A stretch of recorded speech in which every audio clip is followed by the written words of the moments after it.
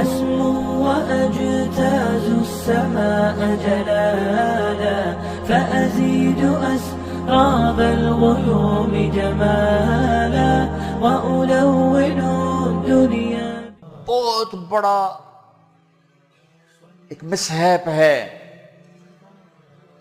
کہ اپنی بچے بھاگ رہے ہیں عدالتوں میں مرضی کی شادیاں کرنے کے لیے، اور ماں باپ ڈٹے ہوئے اپنی مرضی پوری کروانے کے لیے.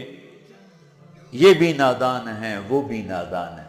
ان نوجوانوں سے کہتا ہوں ایسا عشق نہ کرو کہ عدالتوں میں جا کے نکاح کر رہے ہو.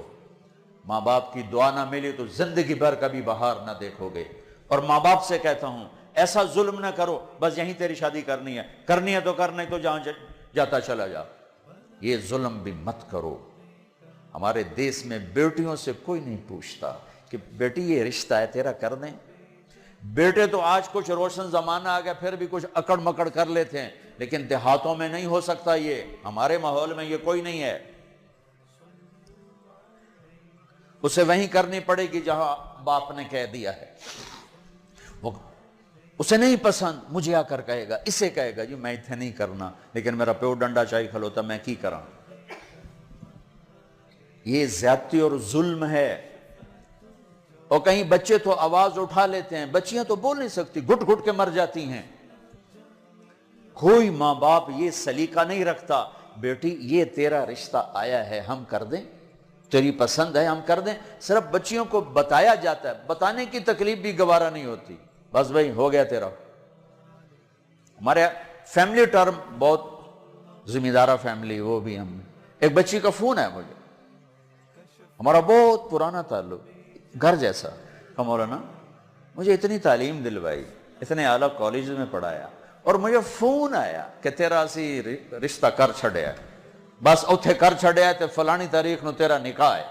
تو میں اس پر بھی راضی تھی لیکن اتنا تو دیکھ لیتے کہ انسان بھی ہے کہ نہیں. ایک شرابی سے مجھے باندھ دیا، آج میری زندگی عذاب بنی ہوئی ہے.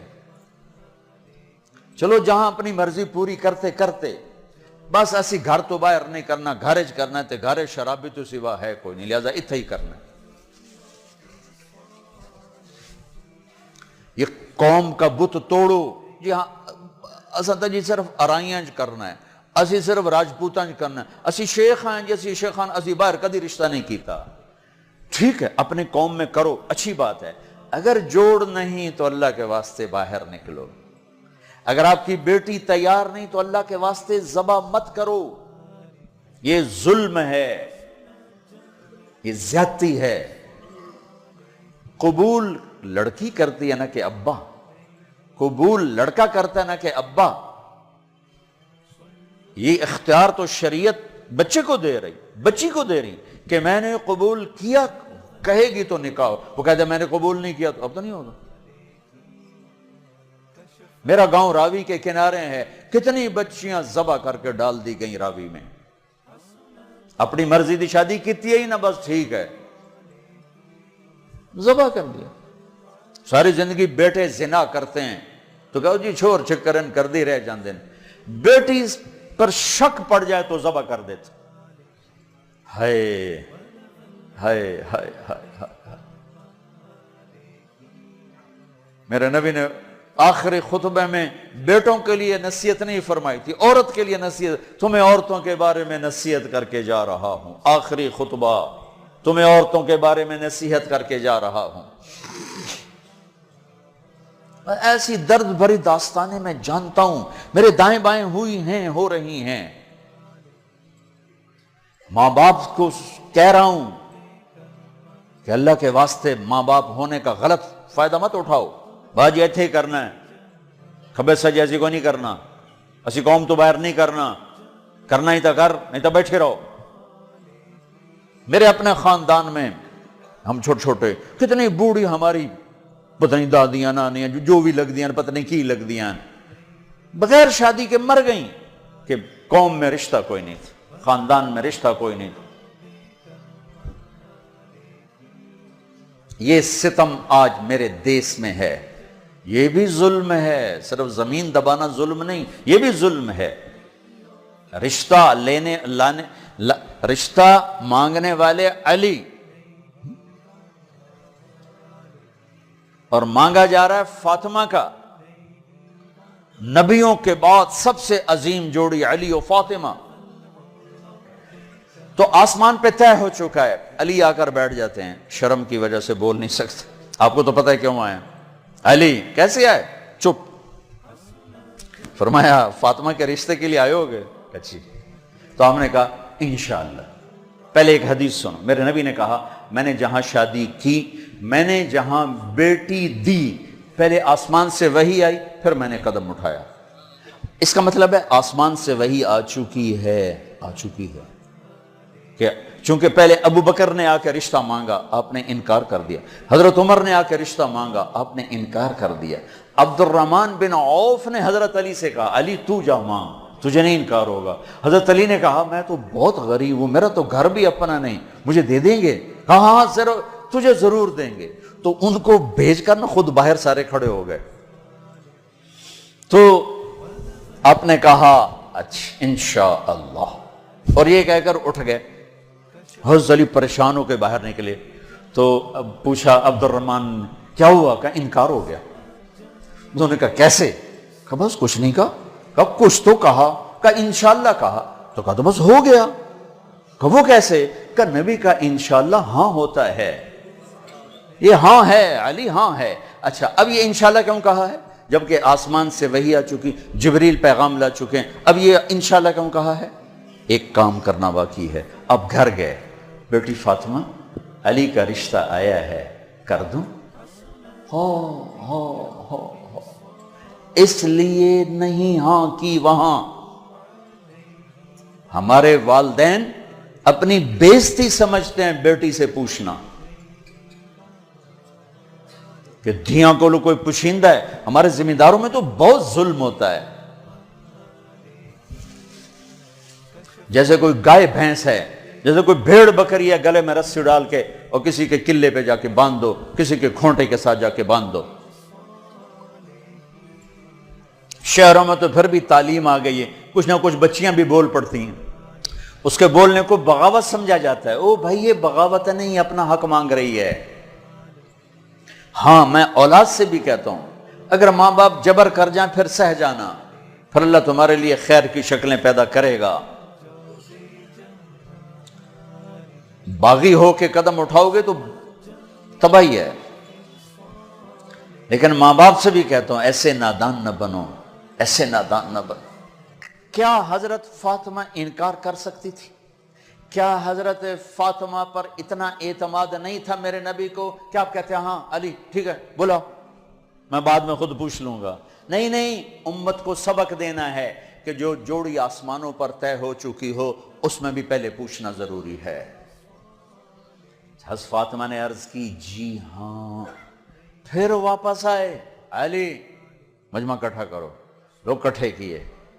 پھر حضرت علی کو یہاں بٹھایا سامنے, ممبر پہ کھڑے ہوئے, کہ لوگو جبریل میرے پاس سے پیغام لے کر آئے اللہ کا کہ میں اپنی بیٹی فاطمہ کا ہاتھ علی کے ہاتھ میں دے دوں. پھر پوچھا, کیوں پوچھا؟ اے میری امت بچیوں سے پوچھنا, یہ ان کا زندگی انہوں نے گزارنی, تم نے تو نہیں گزارنی. میری عزت دا سوال ہے, میری غیرت دا سوال ہے. تیری زندگی تو گزر چکی ہے, اس لیے ابھی شروع کر رہی ہے, کیوں اس کو سسکا کے مارنا چاہتی؟ پھر بیٹیوں کو حصہ کوئی نہیں دیتا وراثت میں. کیا کہیں کوڑے کے ڈھیر پر پڑی ملی تھی, یا کہیں یتیم خانے سے اٹھا کے لائے تھے, یا کسی اور پیٹ میں اس بچی نے پرورش پائی, یا کسی اور چھاتی کا دودھ پیا, یا کسی اور پانی سے یہ بنی؟ تیرے پانی سے بیٹا بنا, تیرے پانی سے بیٹی بنی. ایک چھاتی کا بیٹے نے دودھ پیا, اسی چھاتی کا بیٹی نے پیا. پروان چڑھی تو جہیز دے کر رخصت. اب چند دن پہلے ایک خاتون کا مجھے فون آیا ایک شہر سے کہ جی بھائیوں نے باپ بیمار ہوئے تو بھائیوں نے فراڈ کر کے ساری جائیداد اپنے نام لگوا کے مجھے خالی ہاتھ کر دیا ہے. میں در بدر پھر رہی ہوں, نہ میرے پاس گھر ہے نہ میرے پاس کھانے کو روٹی ہے, اور بھائیوں نے ساری جائیداد پہ قبضہ کر لیا. یہ ہر گھر کی کہانی ہے, 100 میں 100 یہ کر رہے ہیں. کوئی لاکھوں میں ایک ہے جو بچیوں کی وراثت کا اہتمام کرتا ہے. باپ مر گیا, ماں بیوہ ہو گئی, اگر باپ کی وراثت ہے تو 8واں حصہ ماں کا ہے, 8واں حصہ ماں کا ہے، 8واں حصہ ماں کا ہے۔ ماں کو یہاں تک مت پہنچاؤ کہ تمہارے سامنے یوں کرے، جس کی چھاتیاں لٹک گئی تمہیں دودھ پلاتے ہوئے، وہ یوں کرے کہ مجھے پیسے دو۔ اگر باپ کی وراثت ہے 8واں حصہ اس کو دو، نہیں ہے تو ٹھیک ہے، تو اس کا حق ہے۔ بیٹیوں کا حق ہے، انہیں دو۔ تمہارے بیٹے تمہارے لیے عذاب بن جائیں گے آخرت میں اگر بیٹیوں کو حق نہ دیا۔ تو ان پر مادی ظلم بھی ہے، جانی ظلم بھی ہے، روحانی ظلم بھی ہے۔ نہ جائیداد دیتے ہیں، نہ ان کی رائے لیتے ہیں، بھیڑ بکری کی طرح کسی کی کھرلی پہ باندھ کے آ جاتے ہیں۔ لوگوں، جبریل میرے پاس اللہ کا پیغام لائے ہیں، پھر نکاح کیا۔ 400 درہم، 480 درہم دونوں ہیں۔ علی فاطمہ بنت محمد کو تمہارے نکاح میں دیا، قبول ہے؟ کہا جی قبول ہے، اور سجدے میں سر رکھ دیا۔ رب اوزعنی ان اشکر نعمتک التی انعمت علی، یہ دعا مانگی۔ اللہ کے نبی نے زور سے آمین کہا، پھر آپ نے سب کو شہد کا شربت پلایا یا چھوارے کھلائے، پھر رخصتی ہوئی، مہینے بعد، 6 ماہ بعد، سال بعد، یا فوراً، ساری روایات ہیں۔ حضرت علی آئے تو آپ کو اندر لے گئے، حضرت فاطمہ کا ہاتھ پکڑا اور علی کے ہاتھ میں دیا اور کہا، علی آپ کو نبی کی بیٹی مبارک۔ اللہ، آپ کو نبی کی بیٹی مبارک۔ پھر فرمایا، میری بیٹی، مجھے اپنے خاندان میں جو سب سے زیادہ محبوب تھا، میں نے تیرا ہاتھ اس کے ہاتھ میں دیا ہے۔ جن کے فیصلے آسمان سے ہو چکے ہوں اور جبریل آ کے سنا رہا ہو، وہ پہلے پوچھنے جا رہے ہیں، بیٹی کر دوں؟ ہماری کون سی یہ غیرت ہے، یہ کون سی عزت ہے؟ خاندان سے باہر اچھا رشتہ ملے کرو، خاندان کے اندر ملے وہ بہتر ہے، وہاں کرو۔ لیکن اگر خاندان میں جوڑ نہیں، باہر دیکھو، یہ ارائیوں کا بت توڑو، راجپوتوں کا بت توڑو، شیخ پٹھان بٹ جٹ پتہ نہیں کی کچھ بنائی پھر دن گرم مسالے، یہ بت توڑو، ان سے باہر نکلو۔ میرے نبی نے 2 بیٹیاں بنو امیہ کو دی، جن سے ٹکر ٹکر ٹکر ٹکر۔ حضرت زینب کا نکاح ابو العاص بن ربیعہ بن امیہ بن عبد شمس، امیہ کے پوتے کو اپنی بڑی بیٹی دی، اور عثمان بنو امیہ میں سے 2 بیٹیاں ان کے نکاح میں دی، رقیہ، ام کلثوم۔ اور جب ام کلثوم پہ انتقال کریں گے تو فرمایا، اگر میری 100 بیٹیاں ہوتی تو میں 100 اور اس طرح مرتی تو میں ایک ایک کر کے عثمان کے نکاح میں دیتا۔ بنو امیہ میں بیٹیاں دی، ایک بیٹی فاطمہ اپنے گھر میں دی علی کو، اپنے خاندان میں شادی کی قریش، خاندان سے باہر برادری میں شادی کی عرب، ہلالیہ، مستلق، پھر برادری سے بھی باہر یہودی نسل میں شادی کی، حضرت صفیہ بنو اسرائیل میں، یہودیوں میں سے۔ اپنے نبی کو تو دیکھو کیا کیا انہوں نے۔ ہم اپنے نبی سے بھی آگے جا چکے ہیں۔ کتنے بچے میرے پاس آتے ہیں نوجوان کہ جی شادی کرنا چاہتا ہوں وہاں، بچی بھی تیار ہے، لیکن وہ کہتے ہیں بس ہم نے راجپوتوں سے باہر نہیں کرنا، ہم نے ارائیوں سے باہر نہیں کرنا، ہم نے شیخوں سے باہر نہیں کرنا۔ میں ان کو یہ کہ بھائی دیکھو بیٹا، کورٹ میرج سے بچنا کہ برکت نہیں ہوتی، اللہ سے مانگو، نہیں ہو تو پھر صبر کر کے پی جاؤ۔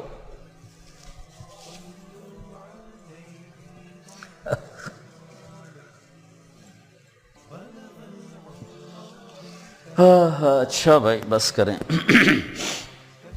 تو یہ ایک خوبصورت زندگی ہے جس کو سیکھنے کی ضرورت ہے۔ یہ تبلیغ میں جانا، اس کو سیکھنا ہے۔ یہ وہ زندگی کے وہ مسائل ہیں جو عام طور پر ممبر سے بیان نہیں ہوتے، عام طور پر ان کو نہیں سامنے لایا جاتا، جس کی وجہ سے ہم ایسے الجھے پڑے ہیں۔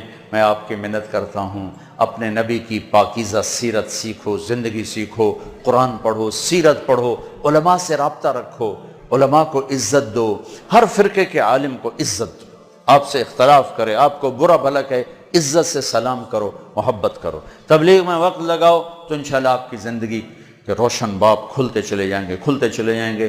اور وہ چلہ 4 مہینے کے لیے تو جس کے نصیب میں ہوگا وہ نکلے گا، لیکن ایک مطالبہ میں ہر بیان کے آخر میں کیا کرتا ہوں، وہ اب بھی کر رہا ہوں کہ ماشاءاللہ اکثر نوجوان کھڑے ہو بیٹھے ہو، پیچھے بھی گراؤنڈ میں لوگ بیٹھے ہوئے ہیں، میں آپ سب سے توبہ کی تشکیل کروانا چاہتا ہوں کہ آؤ ہم سب مل کر اجتماعی توبہ کر لیں کہ توبہ سے اللہ خوش بڑا ہوتا اور پچھلے سارے گناہ معاف ہو جاتے ہیں۔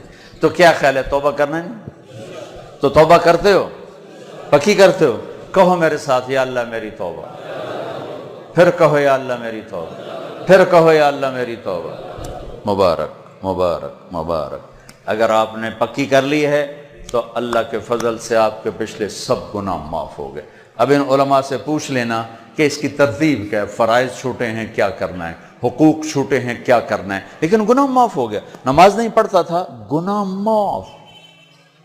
اب کرنا کیا ہے، کسی کے حق دبائے تھے، گناہ معاف۔ اب حق ادا کیسے کرنا، یہ اپنے اہل علم سے یا جس پر آپ کو اعتماد ہو اس سے جا کر آپ پوچھ لو۔ اور آپ جہاں جہاں سے آئے ہو، میری یہ گزارش ہے، مہینے میں 3 دن تبلیغ میں ضرور جاتے رہو، صرف 3 دن نیت کرتے ہو سارا مجمع سارے وہاں۔ اور جو آپ فیصل آباد میں رہتے ہو تو جمعرات کو مرکز میں جایا کریں، جو ہمارا یہاں اسماعیل مسجد ہے جہاں ماشاءاللہ دین کی بات جمعرات کو ہوتی ہے، رات وہاں گزارو، آپ کو بہت فائدہ ہوگا، ورنہ کم کم مغرب سے عشاء کا وقت ضرور وہاں گزارو۔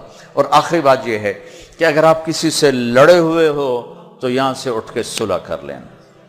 لڑائی زیبا نہیں، قطع تعلق۔ لڑائی ہونا کوئی مسئلہ نہیں، اونچ نیچ کوئی مسئلہ نہیں، قطع تعلق، بول چال بند، باجی ہونا سی گل ہی نہیں کرنا، اسی جی بس بائیکاٹ کرتا ہے۔ جڑا ادھے جاوے گا وہ ساڈا دشمن، ہمارے دیہاتوں میں تو یہ کہتے ہیں جڑا انہوں ملیا وہ ساڈا بھی دشمن ہے، اسی لیکے چھک چھڈن۔ اے جٹاں دے بیٹھے ہوندے ہوں، میں انہاں دے اسی لیکے چھک چھڈن۔ اے لیکے مٹا چھڈو نہیں تو موت او لتر مارنے نا۔ تو بھائیو جس سے آپ ناراض ہو، لڑے ہوئے ہو، صلح کر۔ خاص طور پر بیوی سے کھٹ بٹانا تو جاتے ہی صلح کرنا، چونکہ جب میاں بیوی لڑ کے صلح کرتے ہیں تو اللہ ان کے پچھلے سارے گناہ معاف کر دیتے ہیں، سارے گناہ معاف کر دیتے ہیں۔ اور عجب حدیث سنو، سب سے پہلے جو ترازو میں تولا جائے گا نا عملوں کو، تو نماز ہے یا روزہ یا تبلیغ یا علم یا حج؟ نہیں، سب سے پہلے بیوی سے سلوک تولا جائے گا، سب سے پہلے بیوی سے کیا کرتا تھا یہ تولا جائے گا۔ اس لیے بھائیو اگر کوئی انبن ہے، ہو جاتا ہے، کوئی مسئلہ نہیں، ہو جاتا ہے، صلح کر لینا، صلح کر۔ کسی سے آپ کی بول چال بند ہے، خود جا کے سلام کر لینا، تو انشاءاللہ اللہ آپ کے لیے خیر برکت کے راستے کھولے۔